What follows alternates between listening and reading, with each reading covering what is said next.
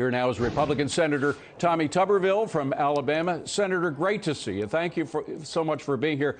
Before we get into all the details about the filibuster and what's going on in terms of process and inside the Beltway, how much longer can our leaders avoid stuff we really care about and focus on stuff that we really want to be done? Thank you, David. First of all, great opening. Second of all, Joe Biden goes to Georgia the day after University of Georgia wins a national championship in college football. He wasn't first on the menu there today, so he picked a bad day for that. But it's like everything else, though. All the timings have been off. Everything they've done in this past year, they've tried to destroy the country. It's exactly opposite of what any normal person, normal adult, normal leader would have done. But, of course, they're trying to blow up the filibuster now to make up for the problems that they've caused, because they want two things. They want power and they want to get reelected. And the only way they can do that is change this voting rights. And they want to make it so-called easier to vote, harder to cheat, which is directly opposite to this. But huge problems. You know, the filibuster is 60 votes in the Senate. That's what it should be. You know, the minority party part of the Senate needs a voice, but they want to have all the voice. They want to take 50 votes, pass everything they possibly can, because they know if they don't get some kind of Voting Rights Act done, David, they are going to get their tails kicked next November. It's coming. They know it's coming, and that's the reason they're spending all this time on this voting rights and the filibuster and not taking care of all the things they've screwed up. The virus, the border, inflation, government spending. We hadn't spent any time on that. Yeah, but, you know, the chance of them passing this thing is very small. You have both Senators Manchin and Sinema having clear objections to it. In some ways, Sinema's objections are stronger than Manchin's on this. It just seems to be that they're going after something that's an impossible dream that they're not going to get. We already have a simple majority in this building. It's called the House of Representatives. We don't need another House of Representatives. If we're going to go just cut the filibuster out, let's just combine both of them and save the taxpayer money. But it's ridiculous to even be talking about this. But again, it goes back to what they have not done. They have not taken care of this country. They have not taken care of the American people on both sides. They've absolutely destroyed everything that the past administration has done, and everything's out of control. So this is their only choice, only way to keep power.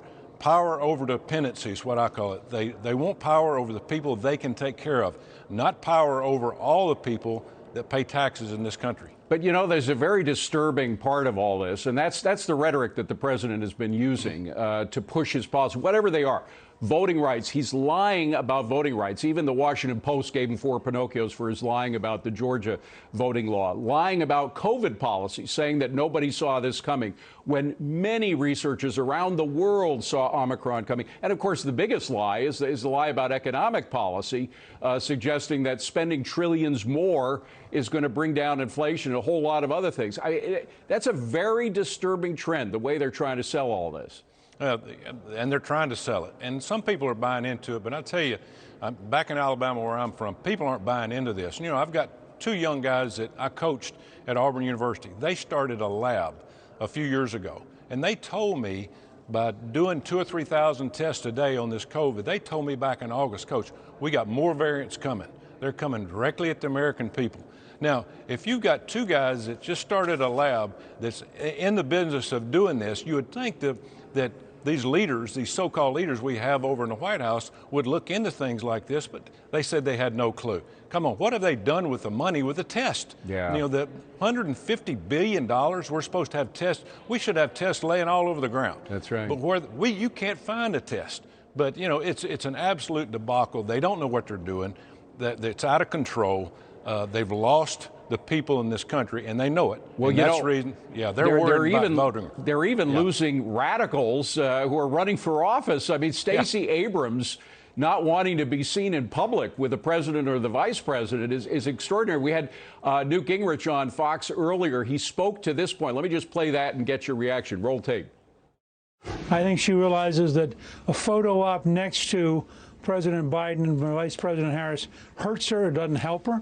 I think she also agrees with the civil rights groups who think this thing is all phony. And I think it's a little bit puzzling why the president would put so much effort into what's clearly going to fail.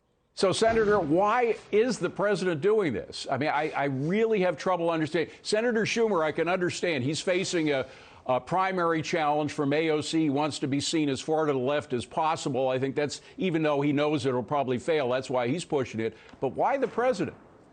Well, as you just said, you know, the progressives are running this show up here in Washington, D.C. It is not the Democratic Party. President Biden, he doesn't know what train to get on. So he's listening to people in the background. He's listening to all of his advisors. Hey, we've got to get this Voting Rights Act deal done. We've got to do it early. We can't wait late. Things are going separate ways on us.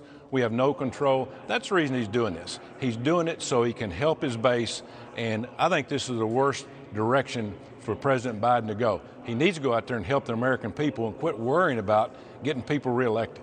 Now, he's still, of course, selling BBB, the $4 to $5 trillion plan. That's the real cost of the thing.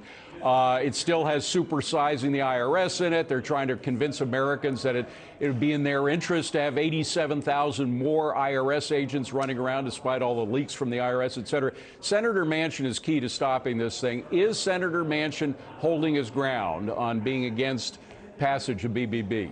Yeah, he's basically told them, and he told them 2 months ago. They just weren't listening. He said, listen, I'm not for this. We're not doing this. You know, at the end of the day, you know, what I'd say is, listen, why don't we fix the places that we've got now in our government in terms of all these bureaucrats? Why don't we fix the things that we have now and get them going in the right direction instead of adding more?